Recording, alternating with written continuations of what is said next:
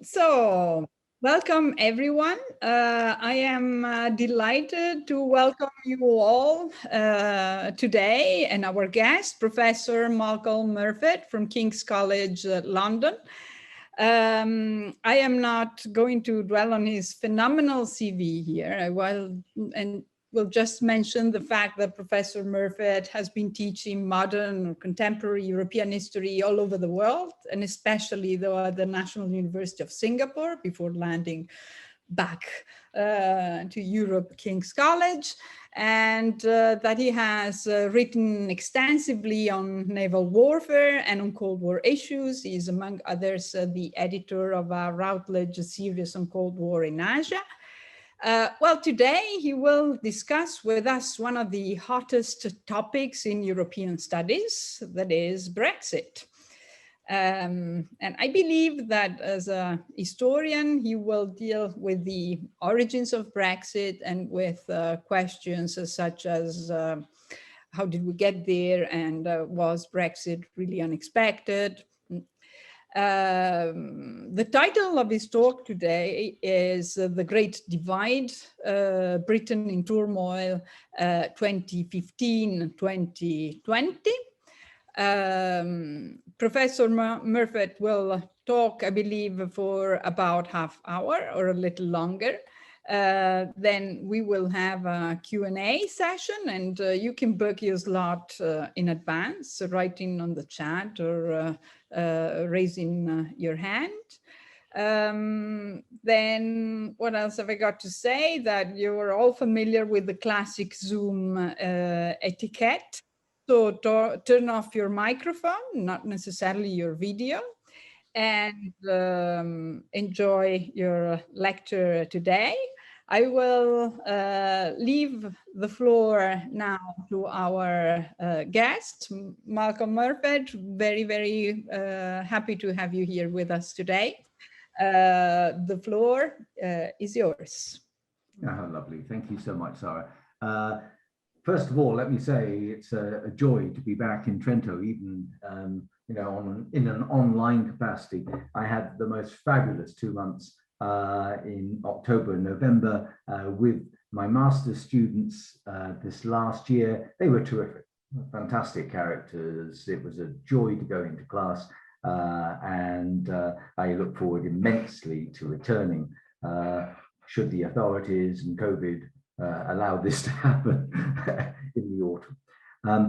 Actually, what I'm going to do is look really at the background and the reasons why Brexit went in the way that it did. I thought that the Q&A would be something that we could look at then, the period after 2016, but I'm happy to deal with anything that any of you raise, and I hope that it will, what I have to say, will be seen as being fair and decently balanced.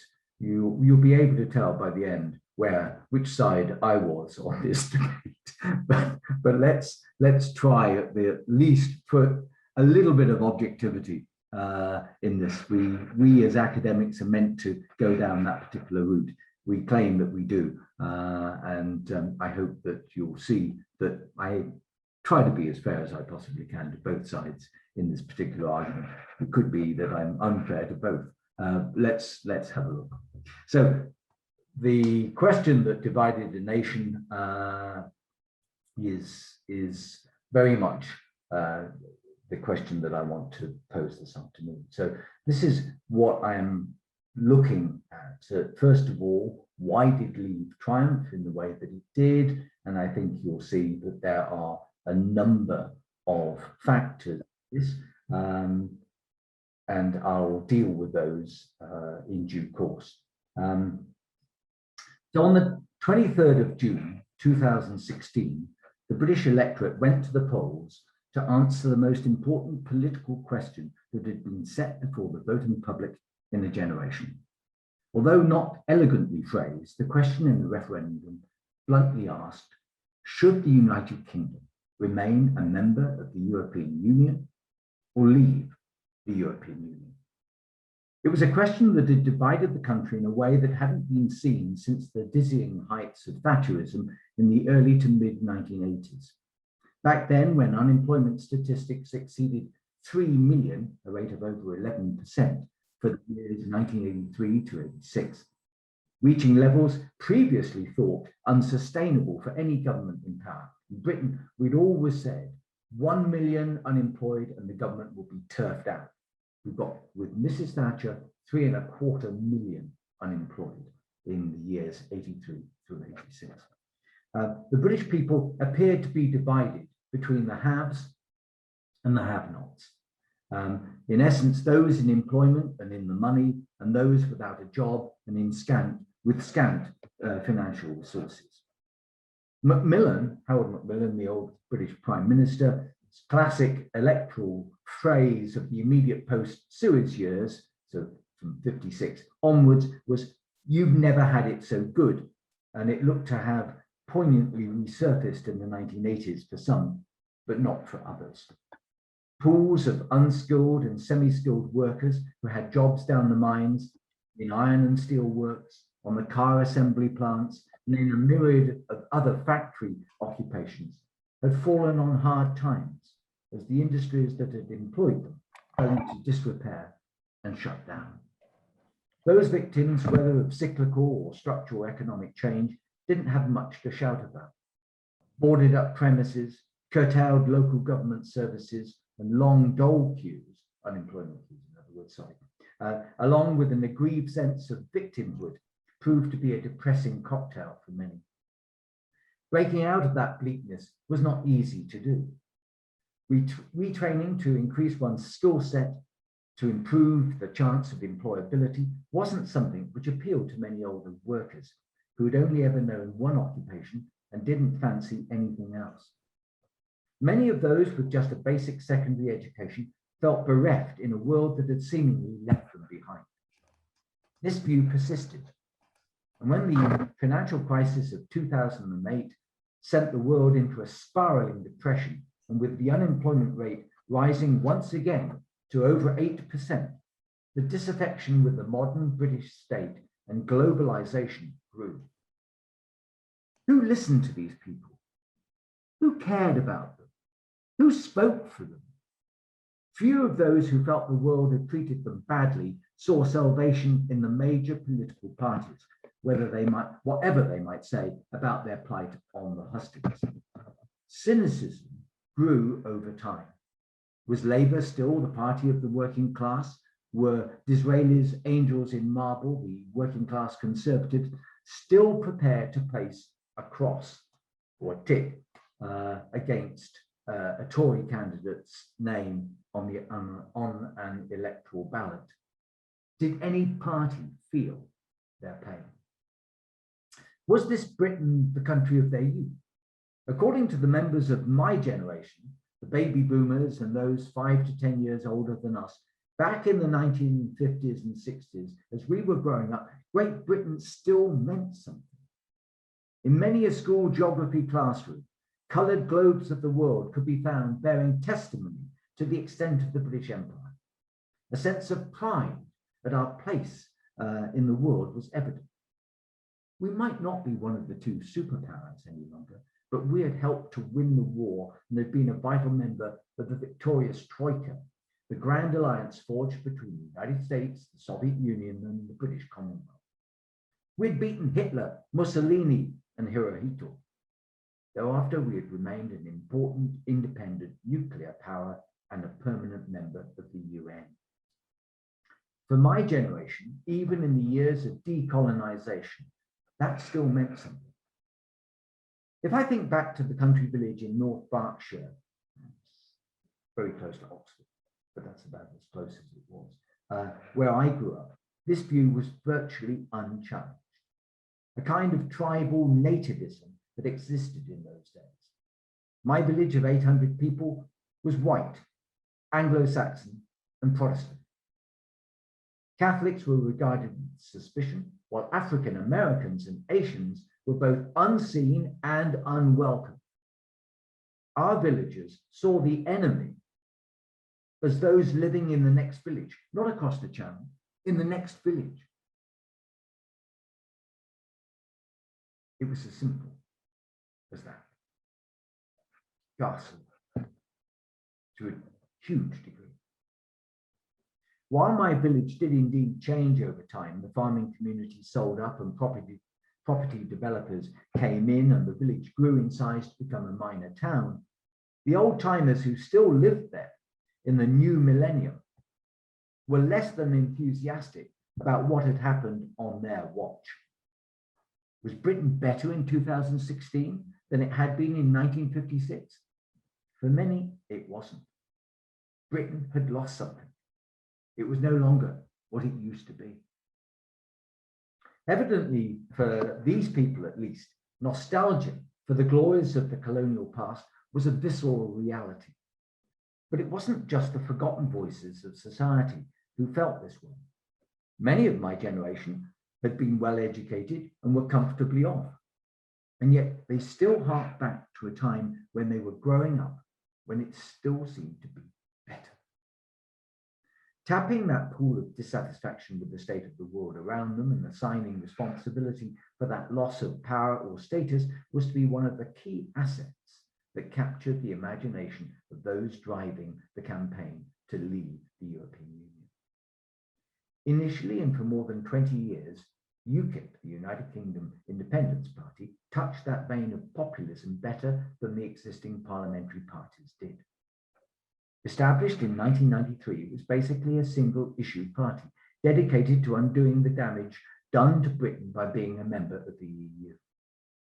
Its perennial message was that self-serving elites, invariably based in London, had willingly ceded national sovereignty and independent autonomy to the EU on a broad range of policy matters, affecting commerce and trade, agriculture and fisheries, transport, energy, the environment, and security.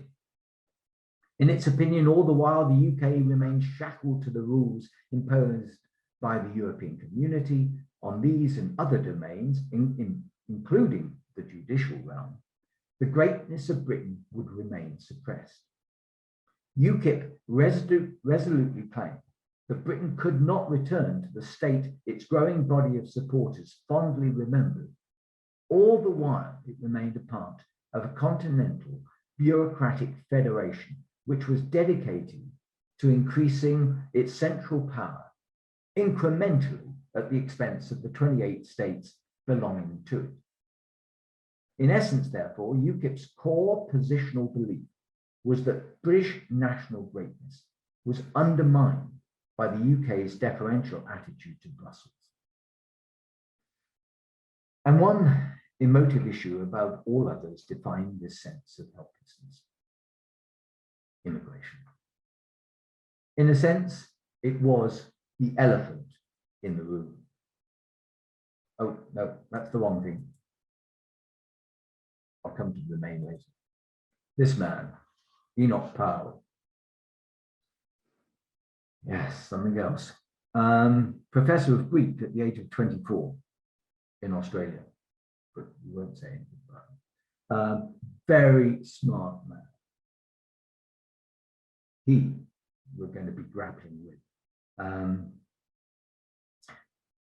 He was Member of Parliament for Wolverhampton Southwest, a Conservative, a classicist by training. He'd given voice to the subject in arguably the most inflammatory political speech of the post-war years. On 20th of April 1968, quoting from Virgil, Powell had told his audience in the Conservative Political Centre in Birmingham, and I quote, "As I look ahead, I'm filled with foreboding. Like the Roman, I seem to see the river Tiber foaming with much blood." Powell's speech caused a furore and led to his sacking by Edward Heath from the Shadow Cabinet. But his popularity with the country at large grew remarkably thereafter. Despite his age, he was 55, at the time of his speech, he became the enfant terrible of the British parliamentary scene. Many ordinary British citizens, drawn from across the political spectrum, admired him for having the courage of his convictions. by identifying the problems that arose from the racial, linguistic, and religious differences, multiculturalism, and employment rivalries that came in the wake of mass immigration. Powell never made it to the top of the greasy pole to be Prime Minister, as Heath did, but he flagged an issue that would never die away entirely. It was something which another former Conservative activist would fasten upon in fomenting his opposition to the EU. Nigel Farage broke with the Tories after the signing of the Maastricht Treaty in 1992 and was a founding member of UKIP, along with the outspoken LSE academic Alan Sked, who viewed the European community with the greatest disdain, calling it both corrupt and anti-democratic. Farage, who was subsequently denounced by Sked as a preposterous mountebank, moved UKIP further to the radical right from 1997 onwards and became increasingly identified with racist, xenophobic, and anti-Islamic sentiment. Now, whatever one thinks of Farage, he had a way of self-promotion that the press and media never seemed to resist. He identified immigration as the biggest single issue facing the UK, and if the YouGov opinion polls could be believed, by the end of 2015, 63% of the British electorate agreed with him. Farage was totally unrepentant about bringing the immigration debate back into play as a political touchstone. Annual net migration into the UK had doubled under the Labour governments of Tony Blair and Gordon Brown, and shops, restaurants, hotels, and the service and construction industries all offered visible evidence of the economic migrants from Central and Eastern Europe in our midst. Even so, it was the refugee crisis in the summer of 2015 that fashioned immigration into a time bomb that was set to explode. Estimates of 100,000 refugees a month entering Europe by sea from August onwards, and claims by Migration Watch that 4.8 million asylum seekers were seeking EU citizenship, gave Farage the sort of ammunition he knew how to use. He repeatedly reminded his listening public that free movement of labour was one of the 4 pillars of EU trade policy, along with free movement of capital, goods and services. And he categorically asserted that net migration flows of over 300,000 a year adversely affected the British economy, the National Health Service, the NHS, schools, public services, and the overall budget deficit. Now, frankly, it didn't matter whether he had statistical proof that immigration imperiled each of these essential planks of the British state, because for him, the economic migrant posed a distinct and palpable threat to British workers. Moreover, the terrorist attacks in Paris, the Charlie Hebdo attack in January, and then November 2015, and lurid stories of sexual outrages allegedly perpetrated by groups of migrants and asylum seekers in Cologne during the New Year celebrations of 2016 provided a stark backdrop to his claim that EU's open borders make us less safe. Farage subsequently revealed, and I quote, "The goal was to get into people's heads that immigration and Europe are the same thing and that we are impotent." Speak for himself. He succeeded in that aim to a quite remarkable extent. Nonetheless, if Leave was to win the referendum that David Cameron had promised in his Bloomberg speech of January 2013, it would have to broaden its electoral appeal beyond that of the white, male, English nationalist over the age of 55 model that typified the average UKIP voter. Eurosceptics were found in all political parties. Cameron had described himself as 1 in 2,000. And Jeremy Corbyn, the leader of the Labour opposition, reacted as if he was one too throughout the referendum campaign. For this group, Farage was not the man to lead them into battle. He was seen as being an awkward embarrassment to those from the leafy shires who would normally vote Tory or Conservative. Leave needed another voice, and it was to get it from the flamboyant, no, not him either, Boris Johnson. And a strategist who could see the bigger picture in the form of this man, DOMINIC Cummings. So let me go back. So last viewed, this one, that character.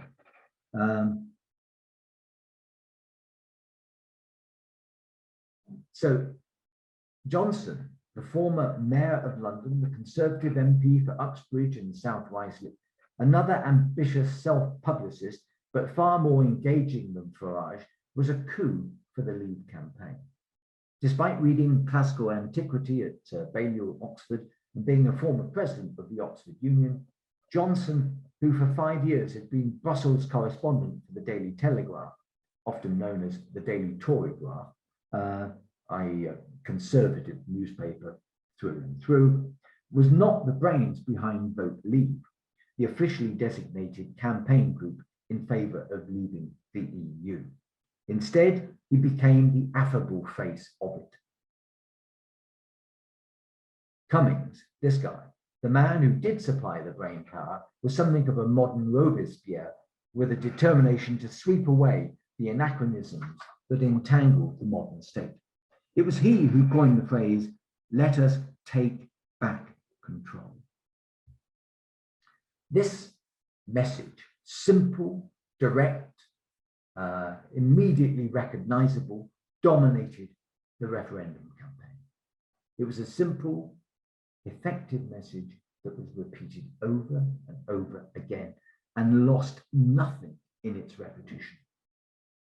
Cummings also seized upon the notion put forward by Farage in a debate with Nick Clegg, the Lib Dem leader in April 2014, that it cost the UK £55 million a day to belong to the EU.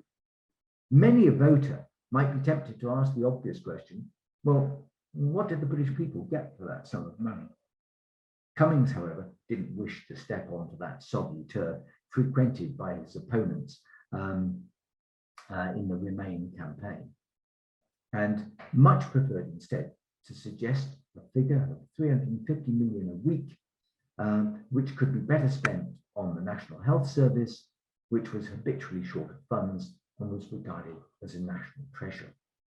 Again, this message struck home with astonishing resonance and aplomb, not least because it adorned the side of a large red luxury bus. And if I go down here, hopefully I can get to it in due course.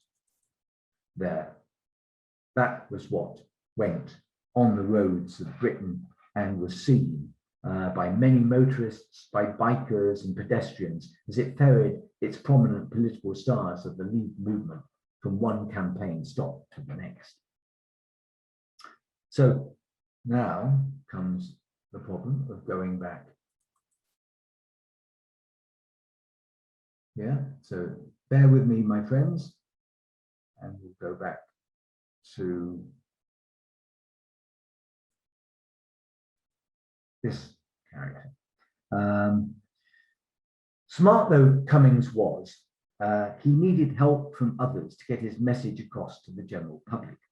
In this regard, the targeting of potential Leave voters discovered through their social media posts, that's Facebook, Twitter, WhatsApp, Insta, by Aggregate IQ and Cambridge Analytica also became a game changer. Barack Obama's campaign team had used social media analysis to help win the presidential elections of 2008 and 2012. And Cummings was not slow in seeing the value of this strategy in getting the Leave message out to those who would be receptive to it. It was later claimed that 1 billion, yes, 1 billion targeted adverts were sent by the Leave campaign in the 8 months leading up to the day of the referendum. Now, all of this cost money, and that's why you've got Aaron Banks in front of you. And Leave had many benefactors. Aaron Banks, the self-made millionaire, he looks it, doesn't he? was endorsed the Farage-led faction, but this man, Robert Mercer, the American hedge fund billionaire, and other shadowy figures from the anti-federalist sovereign individual, that is, no restraint should be placed on us, no matter what. We who are at the top should be able to dominate whatever. That kind of thing. Jacob Rees-Mogg's father, for example, very much in that whole scene of the sovereign individual, mustn't be touched in any way. These characters with money to burn also thought, were able to donate large sums, or in the case of newspaper barons and a large squad of them, giving many column inches in their newspapers to the Leave campaign.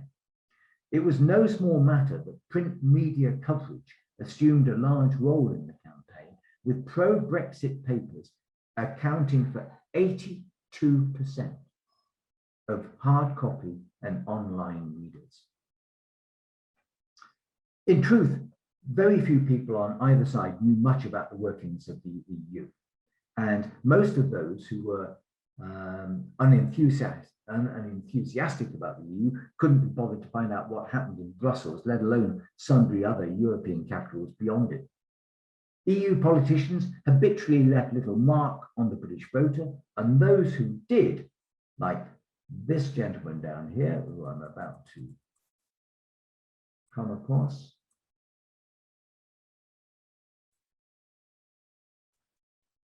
this man here, Jacques Delors, were often portrayed rather unflatteringly by the media.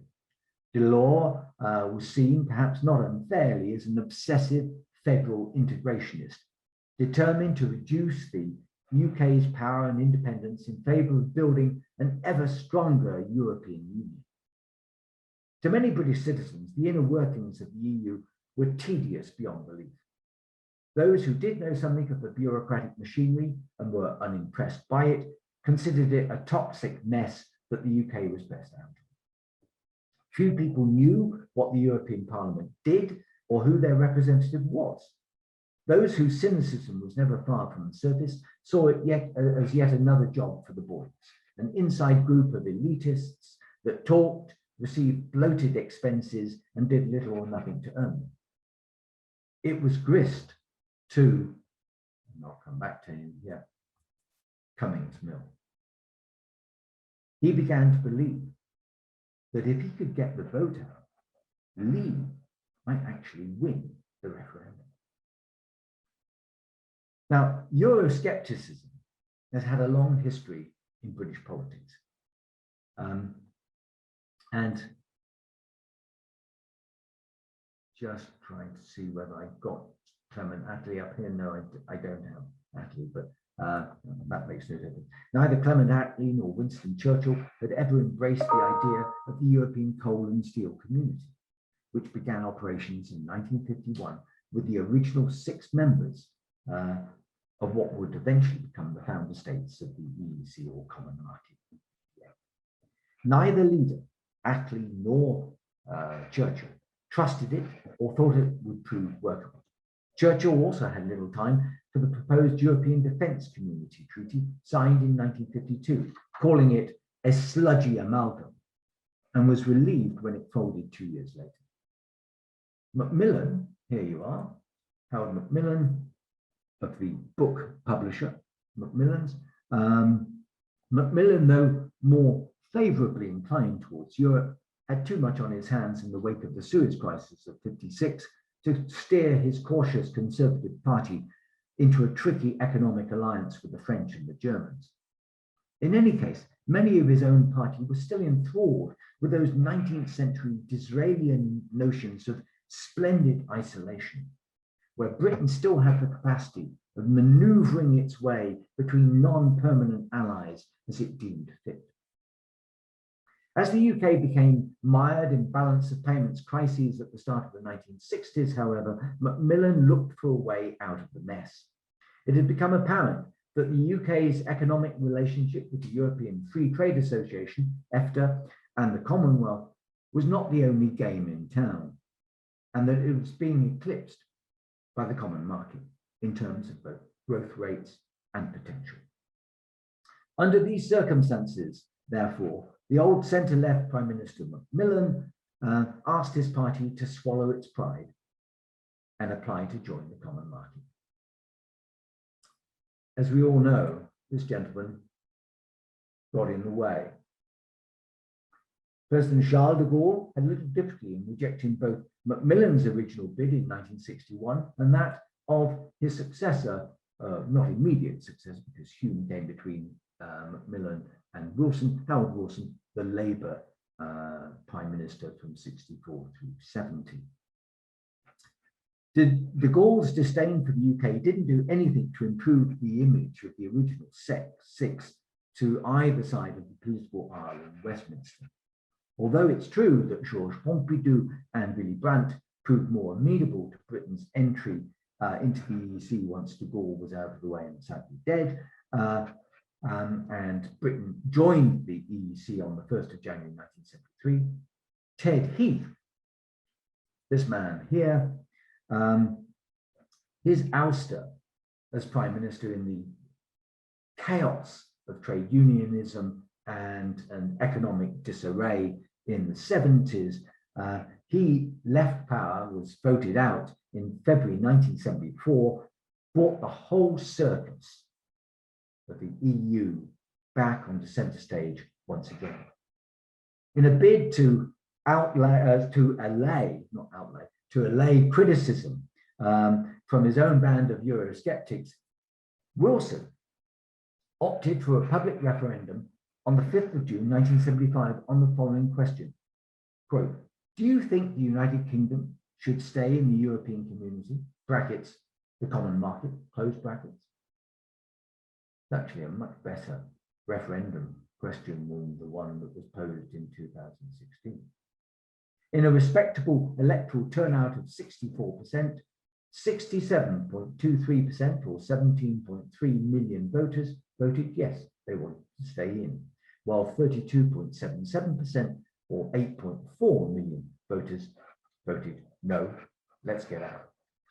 So it was an emphatic endorsement of Ted Heath's decision to take the UK into the EEC a couple of years before.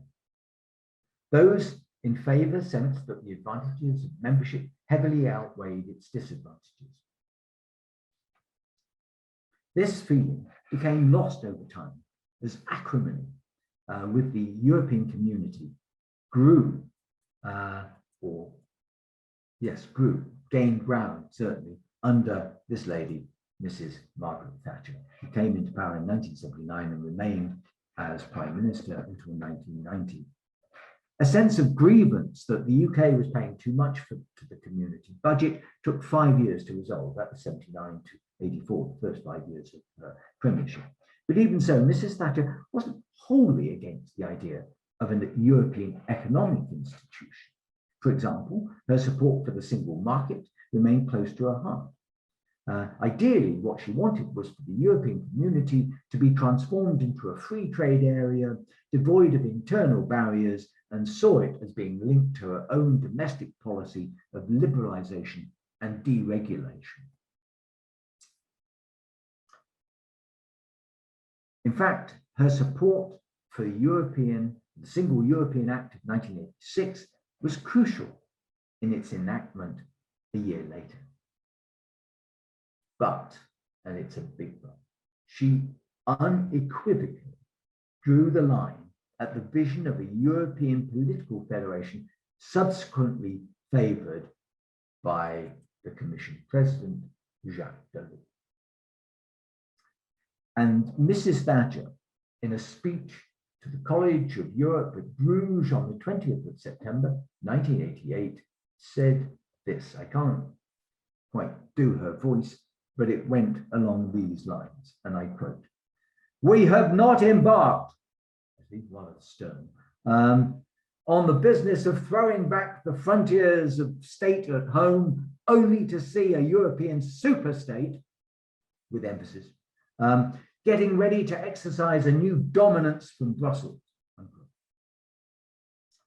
Many in her Conservative Party agreed with her on this score, even if they had tired of her on others, and they booted her out, as you know, unceremoniously in 1990.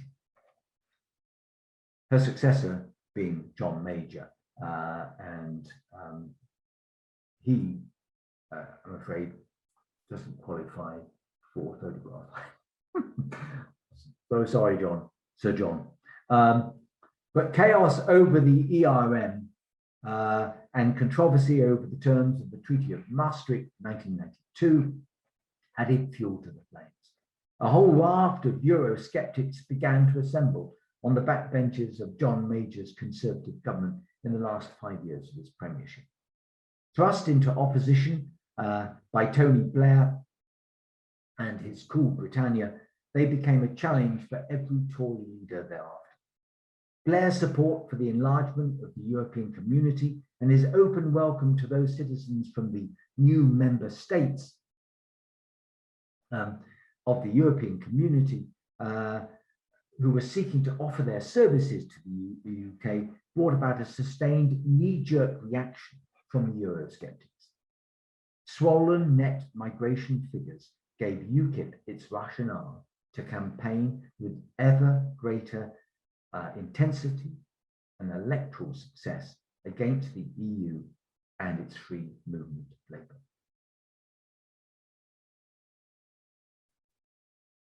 As UKIP advanced its cause throughout the country, Euroscepticism grew apace and was no longer confined to the government backbenches.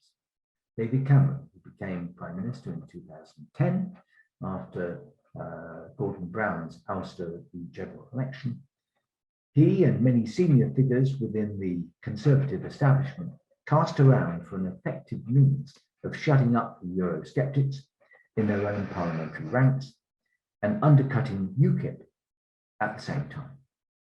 Cameron decided that he would offer the prospect of a national referendum on continued membership of the EU if the UK electorate, the British electorate, returned his party, the Conservatives, to office with a parliamentary majority at the next general election in 2015. In 2010, 2015, it was a coalition with the Lib Dems. Cameron was always a bit of a gambler, and most of the times he won. This time, he both won and lost. His party won a surprising 12-seat overall majority in the House of Commons in the May 2015 general election, but this meant that the promised referendum would have to take place once he had sought to renegotiate the terms of the UK's membership of the EU. Unfortunately, Cameron's vaunted ideas of his own abilities were undermined by his failure to secure an understandably better deal for the UK than the terms of the existing arrangement. His 40 hours of discussion with the European Council in February 2016 contained some useful advantages with respect to not being required to bail out Eurozone countries in future, having power to block unwanted legislation from Brussels, not participating in ever closer federal union of the EU, and ensuring that migrants from the EU wouldn't have full access to the benefits system for 4 years. But none of these hard-won assets were considered so intrinsically valuable that they would be able to change the course and nature of the referendum debate that had already begun. Furthermore, as the Leave camp reminded him, where was the agreement on agriculture, fisheries, criminal justice, and the Charter for Fundamental Rights that he talked about in advance of these discussions? They've gone missing in action. To some extent, therefore, Cameron, despite claiming victory in these summit talks, found himself uncomfortably hoisted on his own petard. He promised, or his promised, national referendum could no longer be denied to the British people, and on the following morning, the 20th of February 2016, he indicated that the vote on EU membership would be held 4 months later, on Thursday, the 23rd of June 2016. Thereafter, Cameron and the Remain team, led by Craig Oliver, his Director of Communications, needed a winning formula that would reach across the political aisle and appeal to those moderates and the floating voters who saw the bigger picture. For them, globalization wasn't the problem, and neither was the EU. Oliver's dilemma, however, was in trying to make the case to the country at large that both ought to be seen as assets. Above all, of course, what was needed to win the battle for remaining within the EU was leadership, a flair, and imagination. It required a shrewd and convincing rebuttal of the hyperbolic claims of the Leave camp and a penetrating disavowal of the alt facts, lies, and distortions about the EU, and especially about immigration, that dominated the airwaves and social media in the campaign. Turkey, for example, was not about to become a member of the EU and bring another 80 million people into the equation. No EU army was being constructed. Membership of the EU didn't cost the UK 20 billion, as Leave claimed, but 8 billion, according to the Institute for Fiscal Studies.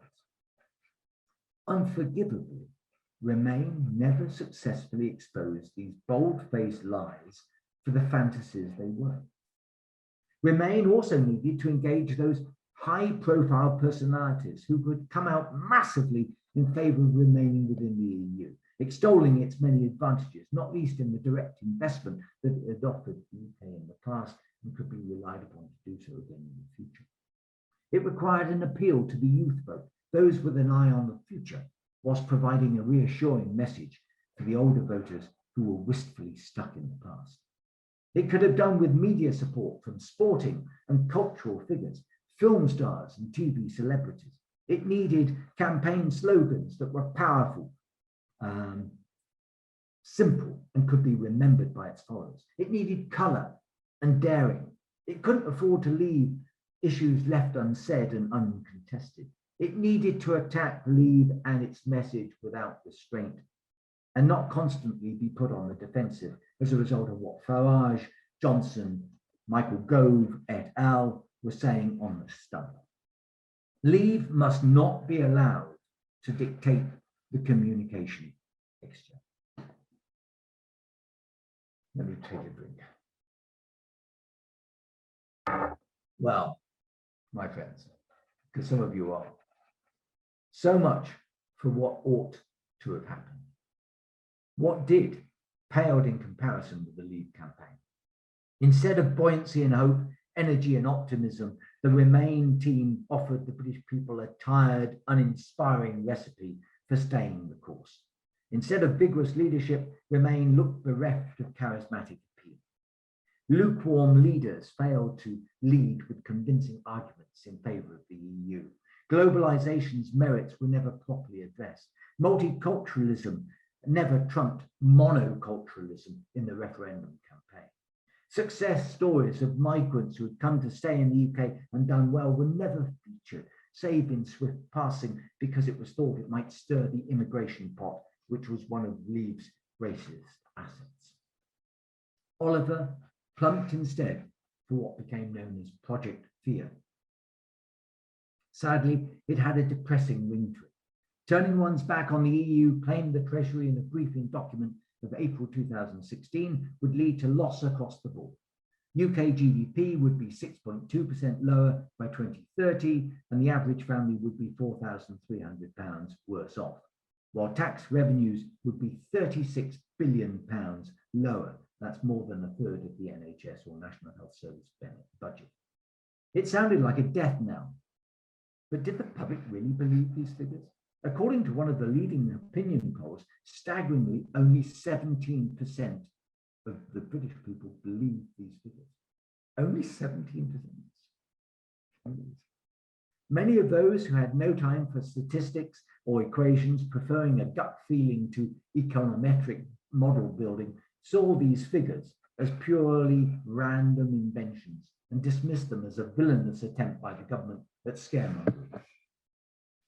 When the leaders of the IMF, the OECD, and the WTO all got into the act as the campaign proceeded, with further prophecies of doom and gloom, the response of many was to reject their views as being biased and self-interested. President Obama's state visit to the UK in late April 2016, which the Remain team thought would rally its loyal troops and persuade waverers to come on board, proved to be crushingly disappointing. Obama warned the British that quitting the EU would leave them at the back of the queue for new trade deals with the Americans. But Boris Johnson took umbrage at this and used his column in the Sun tabloid newspaper, an appalling wreck of a newspaper, to be quite honest with you, to disparage the president's views by tying his pro-European and anti-British outlook to his Kenyan roots, where anti-colonialism was rife. You could barely make it up. This is what Johnson said. I think it's staggering, really. One of the serial problems the Remainers had was their concentration on economic experts, CEOs and the like, whose dull delivery rarely made the pulse rate. London, where most of them plied their wealthy craft, might be a high-octane city that mattered in the world of finance, but those living in Lincolnshire, Mrs. Thatcher's old bailiwick, the industrial Midlands and the North, begged to disagree. For them, London was part of the problem. Global Britain sounded something that one might aspire to, except that it also brought with it currency speculators and hedge fund operators like George Soros, infamous in the ERM crisis. Financial crises that didn't stay in the US with the bursting of the housing bubble in 2008, and chaos within the southern states of the Eurozone a year later that also spilled over to the rest of the continent. So by adding the humanitarian disaster in the Middle East to those other resentments, the EU was identified as being inextricably bound up with the world at large, and ordinary people were not happy with what that meant for them. For Remain to win an uphill battle, therefore, it needed David Cameron to get out of second gear and perform as his Whitney parliamentary constituents knew that he could. He also needed others who had an X factor to keep Johnson and Farage from stealing all the headlines. But where were the younger versions of a Ken Clarke or a Michael Heseltine, those great assets of the Thatcherite past? Tony Blair, having squandered his X factor on George W. Bush in the Iraq War, resurfaced, but was more like the ghost of Christmas past than anything else in the campaign. Instead, the politicians on the Remain side looked defensive, bemused by the buffeting they were receiving in the press and on the media platforms. Many appeared unenthusiastic when giving public addresses or meeting the press, Theresa May and Jeremy Corbyn being classic examples in this regard, and neither gave ringing endorsements of the EU. Corbyn, for example, was asked on the BBC, well, so out of 10, Mr. Corbyn, what number would you give the EU? Corbyn looked at the interview and said, 7, maybe 7.5. Well, I mean, back in the day when 7 and 7.5 were first class honours degree scores, you might think, well, great, cool, terrific. But I'm afraid on this kind of score, no, this should have been a 9 or 9.5 or some 7, maybe 7.5. It summed Corbyn up brilliantly. In going for the strictly practical, the Remain team sought to put all of its eggs in one economic basket and thereby missed various opportunities to attack Leave where it was most vulnerable. Where, for instance, was the positive element of the historical dimension? What had the European movement done for peace between former enemies? Was it ever mentioned? I can't remember it being mentioned once. Leave voters often extolled the virtues of empire and independence after the Second World War. But as Sarah knows only too well, the truth was that back in those days, the British Empire was coming apart at the seams and didn't have the economic clout to go it alone. Bailed out by the US and by the IMF, the British economy was careworn and needed the common market arguably far more than the other way round. By ignoring contemporary history in this way, Remain's position on the EU was weaker than it ought to have been. So what about extolling the virtues of travel and study for young British people? Why weren't those who had benefited from the Erasmus scholarship program, not just today's youth, but yesterday's as well, featured in the referendum campaign? If the baby boomers were too old and selfish to be persuaded of these advantages for their grandchildren, there were tons of others of a younger generation who might have found this aspect appealing. Coming rapidly towards the end now. Hold on. Where was the attempt to make Europe seem less threatening and hostile and instead ultra cool and trendy? Scenic views of fascinating capitals and beaches might have been employed to have softened the image somewhat, promoting the joys of linguistic diversity and cultural engagement, but these advantages went begging. Worse still, the European politicians themselves rarely did anything to help the cause of Remain. Angela Merkel was depicted by the Sun's cartoonist as Cameron's puppet master. Donald Tusk habitually looked stern and brusque, and Francois Hollande was simply a quixotic existentialist that even the French found enigmatic, unconvincing, and disenchanting. Clearly, none of them could be wheeled out to do Remain a favour. So where did that leave Remain as the referendum approached? Was the EU such a turn-off? Was there nothing good that had ever come out of Brussels? Was Europe a symbol for all that had gone wrong in the past? How could Remain allay the fears of the British voter that the loss of national autonomy and sovereignty were not the critical issues that the Leave camp claimed that they were? How could it indicate that whatever was lost was more than compensated for by having a seat at the high table of decision-making in Europe? Would anyone believe that notion, even for a second? Probably not. Additionally, confronting a print media that was massively skewed in favor of Leave compounded Remain's problems. Photoshopped images, and we see this in a moment.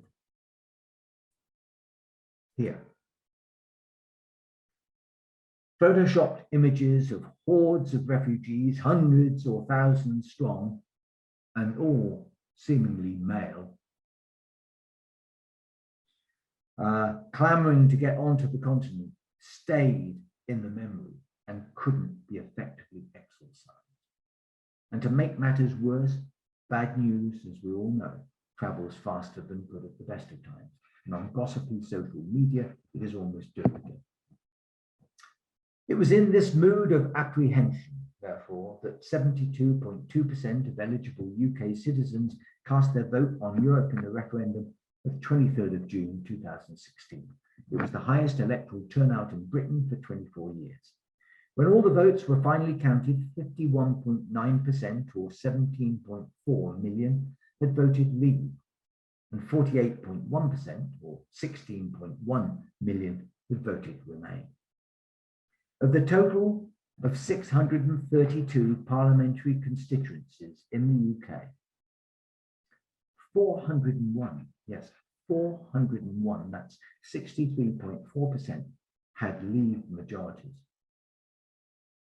While 63.9% of those living in both inner and outer London had voted Remain, the rest of the country, with the exception of Merseyside and 7 other counties, had voted Leave. Strikingly, 75% of all Conservative-held constituencies in the nation had voted Brexit, so Leave, and 64% of all Labour ones had done so as well. While Scotland and Northern Ireland, it's true, had voted to Remain, 62% and 55.8% respectively, Wales and England had voted to Leave, 52.5% and 53.4% respectively. Looking at the figures more closely, however, it was discovered, and listen to this, that 87% of all Leave votes were cast in England, and that 61% of those aged over 65, that is my group, sadly, along with a majority of those over 45 had voted Leave, whereas 75% of those aged 18 to 24, as will be some of our audience today, had voted for Remain and a future in Europe. So, in the end, Englishness, seniority, and a dislike for multiculturalism and globalization, as represented by the City of London, had won the day. Was it a victory for customary tradition or just rank xenophobia? Whatever one's view of this result, the referendum was a distinct watershed in the modern history of the UK, exposing a massive social rift in the country, stark divisions about values and the nature of society that last to this very day. In some cases, families and marriages were torn apart by Brexit, and many long-term friendships were forsaken. I mean, I can imagine many a person who had been invited to one's dinner table in the past would not be, again, if they'd voted for the other side. Working environments suddenly became both markedly uncongenial and potentially toxic if one's colleagues had voted in a different way and were proud of it. So in summing up, therefore, the Brexit referendum had demonstrated that populism as a political force had arrived in a big way, and that the UK was not the United Kingdom at all. But let me leave the last word on this matter to Craig Calhoun, the former director of the LSE. In his new Perspectives Quarterly article of July 2016, Calhoun wrote this, and I quote, "As wags have started saying, they went to sleep in Great Britain and woke up in Little England." Unquote. Thank you very much. Little England. Thank you so much, Mal, for this great discussion of populism and Brexit, this fascinating picture really of leadership and weak leadership maybe, and the history of Britain inside and outside of Europe.